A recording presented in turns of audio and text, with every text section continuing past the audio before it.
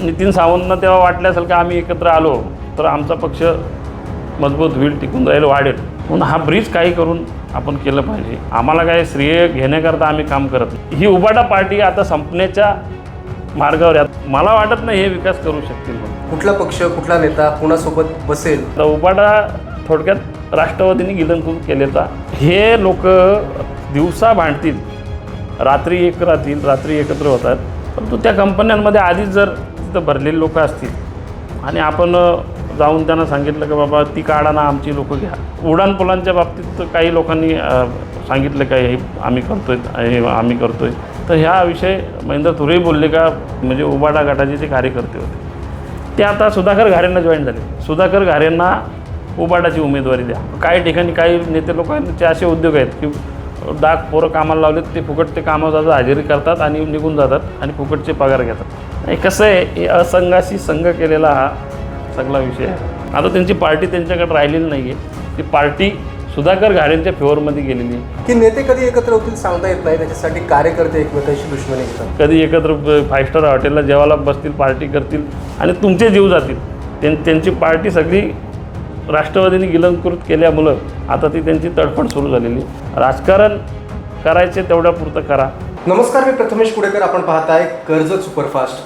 सध्या संपूर्ण कर्जत खालापूर तालुक्यात एक विषय चर्चेचा बनतोय, तो म्हणजे कर्जतमधले उड्डाणपूल. कर्जतच्या दादा वाहतूक कोंडीनं सगळे नागरिक हैराण झालेले आहेत. अगदी नेत्यांच्या नावाने सगळीकडे आता ही जनता उद्धार करते. आम्ही सर्व नेत्यांना, सर्वपक्षीय नेत्यांना जे या निवडणुकीच्या रणांगणात होते सर्वांना मतदान केलं, परंतु आमच्या समस्या काही सुटत नाही आहेत असे त्रस्त आता नागरिक झालेत.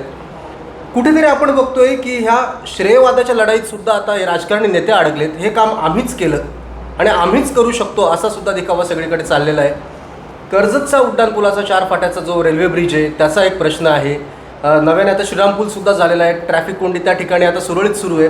परंतु सगळ्यात महत्त्वाचं म्हणजे कर्जतमध्ये एंट्री करताना असणारा 4 फाट्यावरचा रेल्वे ओव्हरब्रिज, तो जोपर्यंत रुंद होत नाही तोपर्यंत कर्जतची ट्रॅफिक समस्या सुटणार नाही असं चित्र दिसतंय. अनेकांनी यासाठी प्रयत्न केलेत. आपण सुद्धा अनेकदा चव्हाण साहेबांची भेट घेतलेत, अगदी गडकरी साहेबांची सुद्धा अनेकदा भेट घेतलेत. आपण बघतोय महाराष्ट्रामध्ये कुठेतरी भाजपा हा मोठा भाऊ म्हणून राजकारणात काम करतोय. केंद्रामध्ये सुद्धा तुमची सत्ता आहे. मग कर्जतमधले हे प्रमुख प्रश्न सोडवण्यासाठी भाजपा कुठे कमी पडते का? आपल्या याच्यावर काय मत आहे? नमस्कार. आता आपण विषय काढला आहे की कर्जत उड्डाणपुलाचा 4 फाट्याच्या इथला. त्याच्यातली एक परिस्थिती मी आपल्याला सांगू इच्छितो. खोपोली नगरपालिकेची निवडणूक होती आणि त्या निवडणुकीमध्ये आमचे सन्माननीय नेते, महाराष्ट्र राज्याचे भारतीय जनता पार्टीचे प्रदेशाध्यक्ष रवींद्र चव्हाण साहेब आले होते. आणि मग तिथलं हे सभेचा कार्यक्रम संपल्यानंतर मी आणि कर्जतचे आमदार महेंद्र शेठ थोरवे आम्ही एका गाडीमध्ये खोपोली ते कर्जत प्रवास करत होतो. त्याच्यामध्ये राजकीय विषय होते.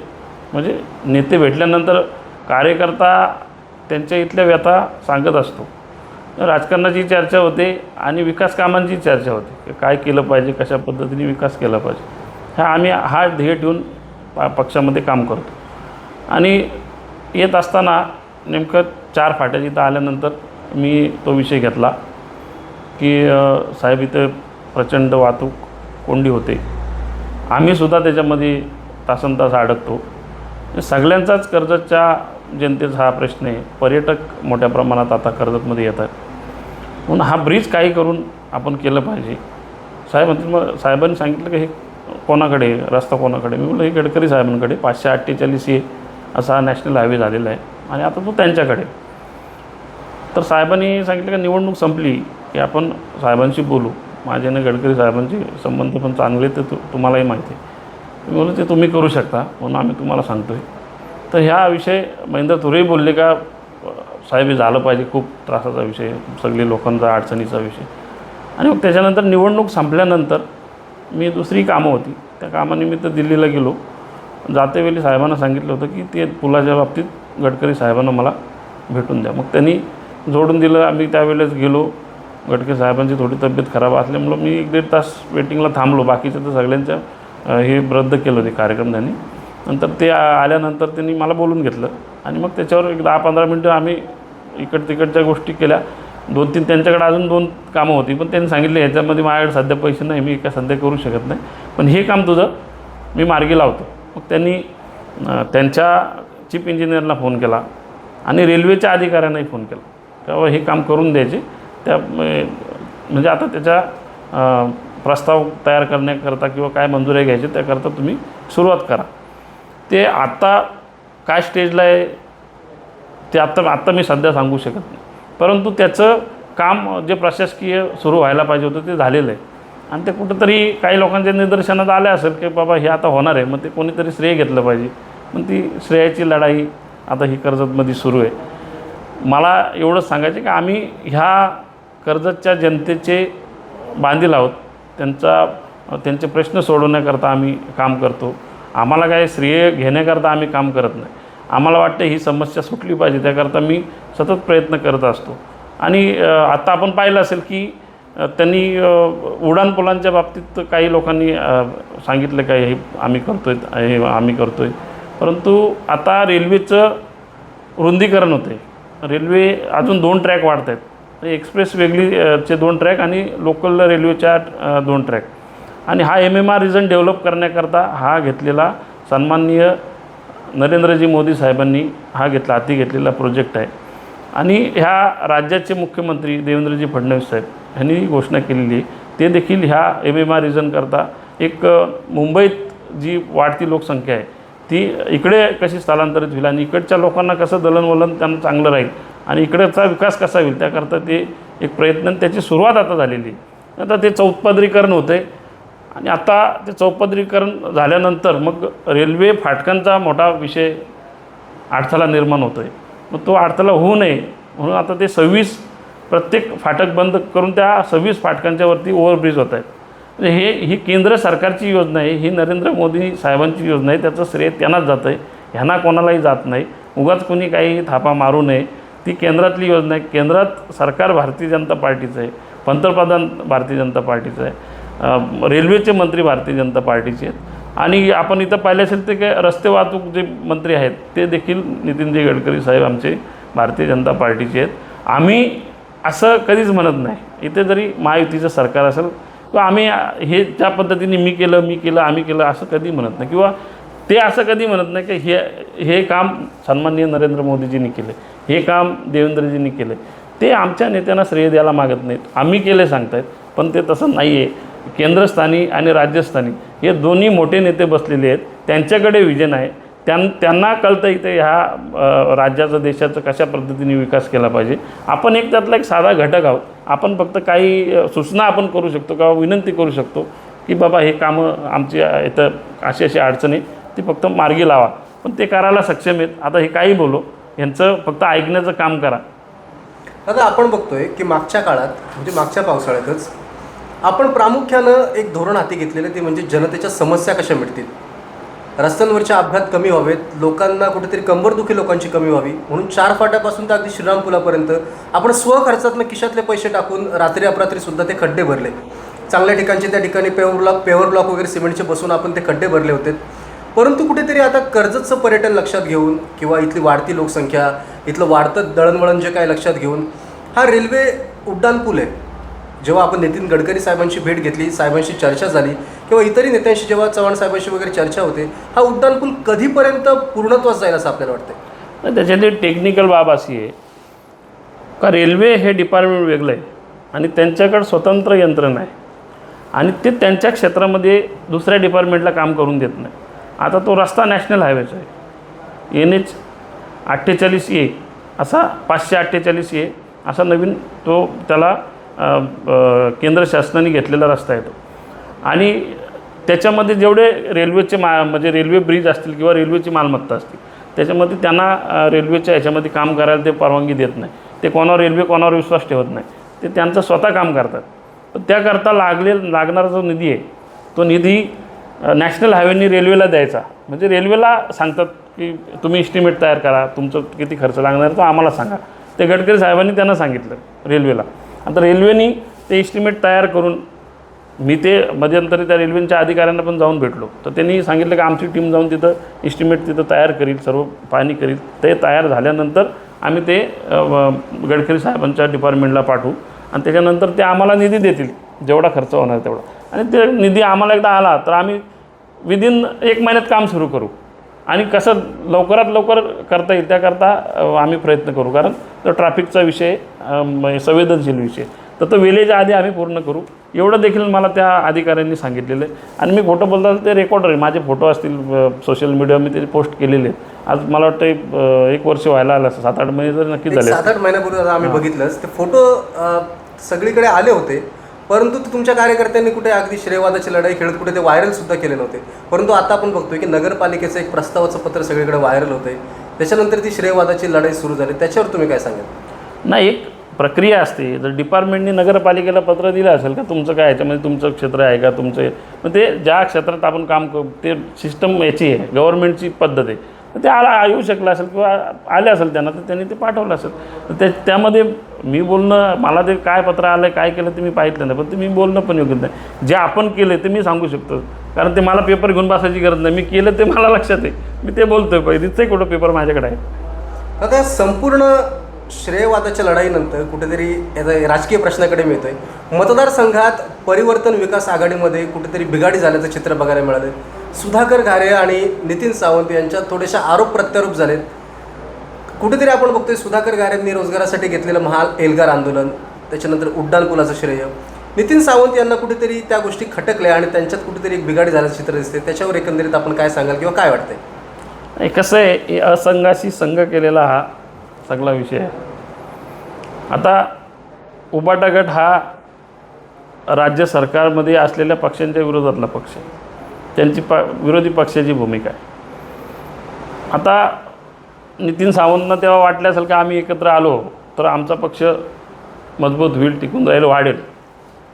पण आता आपण परिस्थिती पाहिली तर जे नितीन सावंत जे आहेत त्यांची जी कार्यकर्ते होते, म्हणजे उबाटा गटाचे जे कार्यकर्ते होते ते आता सुधाकर घारेंना जॉईन झाले आणि म्हणजे राष्ट्रवादीला जॉईन झाले सुधाकर घारे आणि त्यांच्या पक्षाला. आता ते काही लोक सांगायला लागलेत की सुधाकर घारेंना उबाटाची उमेदवारी द्या. आणि नितीन सावंतांना काय वाटत होतं की हे सगळं माझ्या ताब्यात राहील किंवा हे माझ्यासोबत राहतील किंवा मी पार्टी मोठी केली. ते साहजिक आहे, एखाद्या नेत्याला वाटतं मी पार्टी मोठी केली म्हणजे त्याचं श्रेय आणि पक्षवाढी करता मला त्याला मदत होईल. पण त्याच्या उलट झालेलं दिसते. आता ते त्यांची लोक सुधाकर घारेंना जॉईन झाल्यामुळं ही उबाटा पार्टी आता संपण्याच्या मार्गावर आहे. आता उबाटा थोडक्यात राष्ट्रवादीने गिलंकृत केलेला हा सगळा परिणाम युती केल्यामुळं झालेला आहे. जर नितीन सावंत जरी विरोधी पक्षात एकटे लढले असते तर त्यांचा पॉकेट आणि त्यांचे कार्यकर्ते एक संघ भले जो काही निर्णय आला असता, किती आले असते, पडले असते, कमी आले असते, तसे पण त्यांचे युतीमध्ये थोडे झालेत, त्याच्यापेक्षा एखाद कमी आला असता असं काहीतरी होऊ शकलं असतं. पण त्यांची पार्टी त्यांच्याकडे राहिली असती. आता त्यांची पार्टी त्यांच्याकडे राहिलेली नाही आहे. ती पार्टी सुधाकर घारेंच्या फेवरमध्ये गेलेली आहे. त्यांची पार्टी सगळी राष्ट्रवादीने गिलंकृत केल्यामुळं आता ती त्यांची तडफड सुरू झालेली आणि आपल्याला निवडणुकांमध्ये पाहायला दिसेल. म्हणजे आपण पाहाल की उबाटा गट हा जास्तीत जास्त विलीन हा राष्ट्रवादीमध्ये होईल आणि उबाटा फार मतं घेणार नाही. त्यांचा निकालामध्ये परिणाम काय येईल तर तुम्ही बघा. आता आपण बघतोय की जेव्हा कर्जत नगरपालिकेच्या निवडणुका झाल्या, भाजपने एक विशिष्ट विचारसरणीने त्यांच्या कार्यपद्धतीने आम्ही काय कामं केली किंवा इथून पुढे काय करू असे विचार मांडत उमेदवार उभे केले. थोडंसं भारतीय जनता पार्टीला अपयशसुद्धा त्यात आलं. परिवर्तन विकास आघाडी एकत्रित झाली. त्याच्यानंतर आता पुन्हा एकदा नितीन सावंत आणि सुधाकर घारे यांच्यातलं हे वादविवादाचं चित्र समोर येते. पण या वादविवादाचा इथल्या कर्जत खालापूर मधल्या या कर्जत नगरपालिकेवर आणि विशेषतः जिल्हा परिषद आणि पंचायत समितीच्या काही विकासावर परिणाम होईल असं आपल्याला वाटतं का? ना, आता साहजिकच आहे, कारण जे पक्ष सत्तेत आहेत स्थानिक स्वराज्य संस्थेमध्ये ते एक संघ नाही आहेत. परत तिथले आमदार शिंदे गटाचे आहेत आणि राष्ट्रवादीने त्यांचा एवढा मोठा संघर्ष आहे. त्याच्यामुळे हे काय करायला गेले तर ते विरोध करतात, ते काय करायला गेले तर हे विरोध करतात. पुन्हा जे सत्तेत आहेत ते एक संघ नाही, त्यांच्या ताटात उठे. त्याच्यामुळे मला वाटत नाही हे विकास करू शकतील म्हणून. आता जिल्हा परिषदेमध्ये बघितलं तर हे सगळेच सत्तेत बसलेत, म्हणजे उबाटावाल्याला पण सत्तेत घेतलं जातं. आता ते सांगतात की आम्ही पण सत्तेत आहोत. हे म्हणजे विकासाच्या दृष्टीने हे काम मला वाटत नाही योग्य काम. पुढच्या काळात दादा आपण बघतोय की राजकारणाचं काय चित्र बदलेल याचा काही नेम नाही आहे. कुठला पक्ष, कुठला नेता कुणासोबत बसेल आणि त्यानंतर काय सत्तेची सगळी समीकरणं होतील याचा अंदाज कुणीच लावू शकत नाही, कारण ती वेळेची गणित आहेत. परंतु लोकांना कुठेतरी न्याय मिळावा किंवा लोकांची कामं व्हावीत, लोकांना सोयीसुविधा मिळाव्या, याच्यासाठी आपल्यासारखे कार्यकर्ते झटत असतात. एक किरण ठाकरेंची दूरदृष्टी या राजकारणाबद्दल, कर्जतच्या भवितव्याबद्दल काय? एक छोट्या घरातला म्हणजे एक छोट्या साध्या घरात कुटुंबातला मी एक तरुण आहे आणि मी कर्जतच्या तरुणांना आणि त्यांच्या पालकांना एक संदेश देऊ इच्छितो किंवा एक विनंती करतो की हे राजकारणात तुम्ही टोकाची भूमिका विरोधातली असलेली लोक ही रात्रीतून एक झालेली आपण पाहिली. तुम्ही कुठंतरी गावामध्ये वादविवाद करता, संघर्ष करता. आपण लोकांचे जीव गेलेले पण पाहिले. एखाद्याचा जीव गेल्यानंतर त्याचा घरातला एका कमवता तरुण जातो, तो घर उद्ध्वस्त होतो आणि एखादा तुरुंगात गेल्यानंतर त्याचं संपूर्ण कुटुंब उद्ध्वस्त होतं. जी काय असेल त्यांच्याकडे थोडेफार पैसे, जमीन जागा विकून ते सर्व जातं आणि ते दोन्ही कुटुंब लयास जातात. मला एक कर्जतच्या जनतेला एक सांगायची, एक विनंती करायची की हे लोक दिवसा भांडतील, रात्री एक राहतील, रात्री एकत्र होतात. तुम्ही, तुमची मुलं, तुम्ही स्वतः ह्या राजकारणामुळे एवढ्या टोकाच्या भूमिका घेऊ नका. राजकारण करायचे तेवढ्यापुरतं करा. निवडणूक ही एक आनंद उत्सव म्हणून साजरी करा, म्हणजे द्वेष म्हणून नको. आपण ह्या समाजात काम करतो, या समाजाच्या विकासाकरता आपण एखाद्या नगरपालिकेत, जिल्हा परिषदेमध्ये किंवा वरच्या राजकारणात असेल, आमदार असेल, खासदार असेल, तर त्या देशाचं, गावाचं, राज्याचं आपण विकास करण्याकरता, तिथलं लोकांचं राहणीमान उंचावण्याकरता, तिथल्या लोकांचं राहणीमान बदलण्याकरता त्याकरता आपण त्या निवडणुका जिंकून तिथे जाऊन आपण शासनाकडून भांडून आपण त्या विकास करतो. परंतु आता आपण पाहतो आहे की गावोगावी वादविवाद, भांडणतंटे हे जास्त प्रमाणात झालेले आहेत आणि हे कुठंतरी थांबावं म्हणून प्रत्येक कुटुंबातल्या कोणीतरी पुढाकार घेऊन ह्या अशा पद्धतीनं आपल्याच कुटुंबातल्या तरुणांना ह्याच्यातून लांब ठेवलं किंवा तुम्ही तुमच्या पक्षाचं काम करा, परंतु टोकाचे वाद कुठं करू नका. तो आहे तो काय आपला काय दुश्मन नाही, तो पण त्याचा पक्षाचा तो काम करतो आहे, आपला पक्षाचा आपण ते विचारांची एक लढाई आहे. आता भारतीय जनता पार्टी हा हिंदुत्ववादी विचारधारेचा पक्ष आहे. आम्ही हिंदुत्ववादी विचारधारेचे पक्ष आहे. आम्ही हिंदुत्ववाद म्हणजे हिंदूंकरता काम करतो, देव, देश आणि धर्मासाठी काम करतो. आम्हाला काय मिळेल किंवा आम्हाला पार्टी देईल, आम्ही ते दिल्यानंतर करू, असं कधीच आम्ही काम करत नाही. तुम्ही पाहिलं असेल, मी आजपर्यंत पक्षाकडे काय मागितलं नाही, कधीच नाही आणि पुढेही मागणार नाही. मी माझा व्यवसाय करतो, छोटा मोठा व्यवसाय, माझं कुटुंबाचं पोट भरते त्यातून आणि त्या जे व्यवसाय करून राजकारणात मी काम करतो. लोकांच्या म्हणजे कोण येतील त्यांचे प्रश्न ते पण योग्य असतील तर सोडवतो. चुकीचं असेल तर मी सांगतो बाबा हे होणार नाही, मग चुकीचं काम मी करणार नाही, तुझ्या बाजूने मेरिट असेल तर हे होईल. अशा पद्धतीचं जर काम सगळ्यांनी जर केलं तर हे वादविवाद होणार नाही, लोकांचे जीव जाणार नाही आणि राजकारणामध्ये तर मुळीच करू नये. मी तर म्हणतो तुमचं काय ते याचं सातबारा कोण नावं करून घेत नाही किंवा तुमचं काय घर नावं करून घेत नाही. हा असा बोलला, तो तसा बोलला म्हणून तुम्ही नेतेवरती एकामेकावर आरोप करताय, म्हणून तुम्ही खाली पण हे करताय, ते चुकीचं आहे. हे कधी कोणाच्या गाडीत बसतील, कधी कुठे फिरतील, कधी एकत्र 5 स्टार हॉटेलला जेवायला बसतील, पार्टी करतील आणि तुमचे जीव जातील. म्हणून मी या कर्जतच्या जनतेला विनंती करतो की वादापासून लांब राहा. राजकारण आणि निवडणुका हे तुम्ही आनंद उत्सव म्हणून साजरा करा, म्हणजे हे बदल आपल्याला समाजात झालेला दिसेल. आता तुमच्या ह्याच उत्तराला जोडून मी एक प्रश्न घेतोय की नेते कधी एकत्र होतील सांगता येत नाही, त्याच्यासाठी कार्यकर्ते एकमेकांशी दुश्मनी घेतात. आपण बघतोय की आपलीसुद्धा एक चांगली ओळख निर्माण झाली की कार्यकर्त्याला जगवणारा नेता म्हणून ओळख झाली. कुठल्याही कामात रुपयाचा लाभलो कुठेही ठेवला नाहीत, कार्यकर्त्याला तुम्ही जगवलं, कामं दिलीत, कार्यकर्ता सक्षम केलात. त्याचप्रमाणे आता सुधाकर गारेंची सुद्धा एक महाएल्गार लढाई चालू आहे, जेणेकरून स्थानिक तरुणांना कुठेतरी रोजगार मिळेल, भूमिपुत्रांना न्याय मिळेल. खालापूर, खोपोली, MIDC मधल्या ज्या टाटा, गोदरेज आणि अनेक कंपन्या आहेत, त्या कंपन्यांमध्ये स्थानिक तरुणांना प्राधान्य मिळेल यासाठी 15-20 हजार 25 हजार तरुण एकत्र घेऊन कुठेतरी कंपनीवर आंदोलन न्यायचं आणि त्यानंतर स्थानिकांना प्राधान्यानं रोजगार मिळावा यासाठी प्रयत्न करायचे, असं त्यांचं आंदोलन सुरू आहे. कुठेतरी आंदोलन आता राजकीय कचाट्यात सुद्धा सापडले, कारण नितीन सावंत यांनी सुद्धा आरोप केलेत की हे रोजगारासाठी आंदोलन नसून हे कुठेतरी राजकीय स्टंटबाजी आहे. मग एकंदरीत स्थानिक तरुणांना ह्या ठिकाणी रोजगारासाठी प्रयत्न करण्यासाठी नेत्यांनी केलेली ही स्टंटबाजी वाटते का आपल्याला, किंवा खरंच रोजगारासाठी हे प्रयत्न आहे? कसं आहे की आपल्या मतदारसंघात काही भाग इंडस्ट्रीयल आहे, तिथं अनेक वर्षापासून कंपन्या आहेत, छोटे मोठे उद्योग आहेत. परंतु त्या कंपन्यांमध्ये आधीच जर तिथं भरलेले लोक असतील आणि आपण जाऊन त्यांना सांगितलं की बाबा ती काढा ना, आमची लोकं घ्या, किंवा एखादी कंपनी केमिकलची कंपनी आहे, एखादी म्हणजे वेगवेगळ्या कंपन्या आहेत तिथं, तर त्याच्या टेक्निकली जी लोकं असतात तर ती तिथं भरली जातात. त्यांना जे नॉलेज असले, ते शिक्षण घेतलेली, ती जर आपल्याकडे लोकं असतील किंवा आधीच त्यांची असतील तर त्यांची काढून ते तर आपले नवीन घेऊ शकत नाही. नवीन जिथे कंपन्या किंवा काही रोजगार उपलब्ध म्हणजे सुरू आहेत तर तिथं काही प्रमाणात विनंती केली तर त्या कंपनीने घेतलं तर ठीक आहे. पण आपण त्यांच्यावर दादागिरी करणे किंवा त्यांना दमदाट्या करून मग आमची घ्या आणि नंतर मग ते आपलेच लोक घुसवून ती तशी मग ते कंपनीत युनियन करा, मग ते कंपनीला वेटीस धरा, ती कंपनी बंद करा, ह्या अशा घटना या झालेल्या आहेत. म्हणून काही जे कारखानदार आहेत ते शक्यतो बाहेरची लोकं आणतात. तर स्थानिकांना घेतलं तर मग ते असे काहीतरी युनियन लावा हे ते काम करत असतात.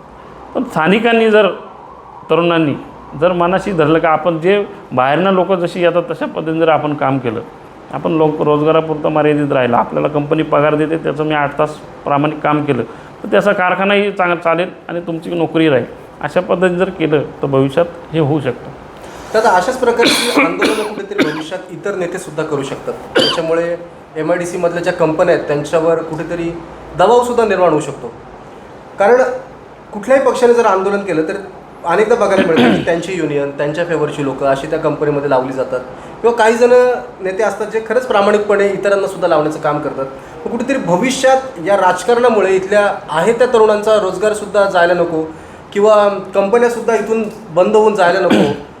तुम्हाला काय वाटतं एकंदरीत कंपन्यांवर दबाव तंत्र निर्माण केल्यामुळे कंपन्या सकारात्मक होतील का, किंवा काहीतरी त्याचे दुष्परिणाम होतील? आता आपण आत्ताचीच बातमी बघितली तर चाकण जी MIDC आहे तिथं काही रस्ते वगैरे हे असे इश्यू झालेले आहेत आणि त्याच्यामुळं कारखानदारच म्हणजे बोलायला लागले की आम्ही ह्या एरिया सोडून आम्ही दुसरीकडे आमचे कारखाने स्थलांतर करतो. कारखाने जर स्थलांतर झाले तर आपली लोकं समजा 10% 20% काम करतात, त्यांच्या तर नोकऱ्या जाणार. परंतु इथे निर्माण होणारा दुसऱ्या पद्धतीने जो रोजगार असतो म्हणजे इथे येणारे लोकं असतात, त्यांना दळणवळणात रोज लागणारे वस्तू असतात, ते स्थानिकाकडून खरेदी केल्या जातात. दुकानात असलेल्या रिक्षाची वापरतो, रिक्षावाल्या रोजगार, वडापाववाल्याला धंदा मिळतो, की रेशनिंगवाल्याला मिळतो. ही सगळी व्यवस्था ही एक सायकल आहे, ही चालत असते. कारखाने आणि इंडस्ट्रीयल असणं हे पण एक आर्थिक मजबूतीकरणाचा भाग आहे आणि त्याच्याकरता कोणी विरोध करत असेल तर ते योग्य नाही आहे, ते चाललं पाहिजे. तुम्हाला स्थानिकांना जर कंपनी जर प्रेमाने देत असेल तर ते आपले काही तरुण जर मनापासून काम करणार असतील तर त्यांना तिथं नोकऱ्या दिल्या तर ठीक आहे.